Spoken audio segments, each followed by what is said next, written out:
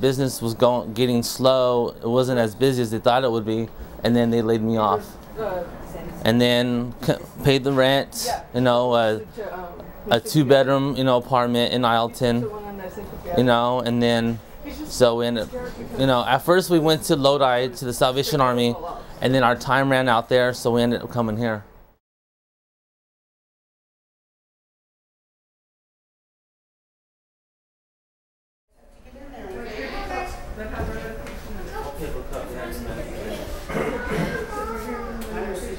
Let me go find her. School expectations for Robert is that he attends school each day. If he misses a school day, we have to have a doctor's note, and then we have to utilize tutors if they're here, have an IEP, which is an individualized educational program for him.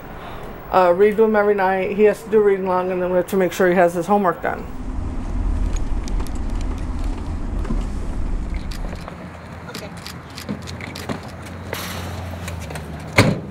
Can you imagine a 4th grade class in America alone without a teacher sitting there quietly working on their lessons? Greg asked later, I felt my heart was being torn out. They all come from probably a background where there's been a lot of stress in their families, either from low income or emotional issues or family problems, and so they come with their unique set of problems, but I think all of them come from a lack of stability in their lives. Most of them have moved many times in the course of a year. Maybe this year we had one child that had moved 9 times within this period. When they come here, it's not a permanent situation, but we're hoping that we can at least give them a place they can take a breath, they can kind of at least keep up their love or interest in learning. So what sound does STR make? Str. That's right, str. And what about this one? It's SPR. Spur. Spr. Or. That's right, because what happens to the A? It's silent. It's really nice because we get an opportunity to know the kids more on an individual basis and work with them individually and have a chance for them to kind of shine, you know, by themselves without sometimes the peer intimidation and kind of overwhelming the competition in school. Penguins, Antarctica terns, and brown skuas are 3 kinds of birds that live in Antarctica. And each penguin shuffles along the ice, then they get together in a huddle. I've been working with him first because when he first came we had so many kids that he was in a small group, and Robert will get lost in a group because he's very quiet. And once I was able to, our numbers were down and I was able to take him one-on-one, he's opened up a little more, feeling more comfortable, not afraid to say something.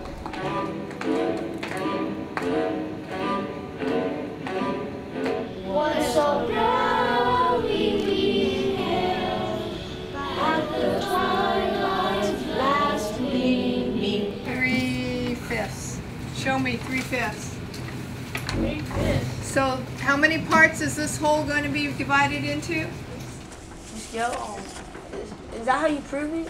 No, the way you prove it is... I don't get this. Scale. Show me how to prove it. I've had quite a few students come the first day very nervous because of the clothes they have or the way they looked, and said that by the end of the day they felt comfortable, that they didn't feel threatened or bullied or, you know, looked down on because of where they lived or where they, what they had on. They feel they're with kids that they know, even if they don't talk about it, have shared maybe some of the same experiences, and they don't feel left out, and hopefully we can protect them from a lot of teasing and other things that would be difficult for them at a time that is difficult for their families.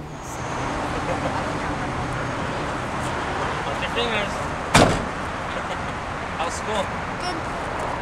It's not easy to know that they have to go home to a lot of things that you find really unpleasant, and you're sad that as a child they have to deal with that and cope with that, and But on the other hand, you have to say to yourself, look, they're here with me today, with us, and today can be a good day. They feed you, you know, there's breakfast and lunch next door at St. Mary's cafeteria. And, you know, we have a caseworker and she helps us save money for an apartment. You know, she goes over our, you know, case with us every day. You know, make sure we're doing things we're supposed to be doing.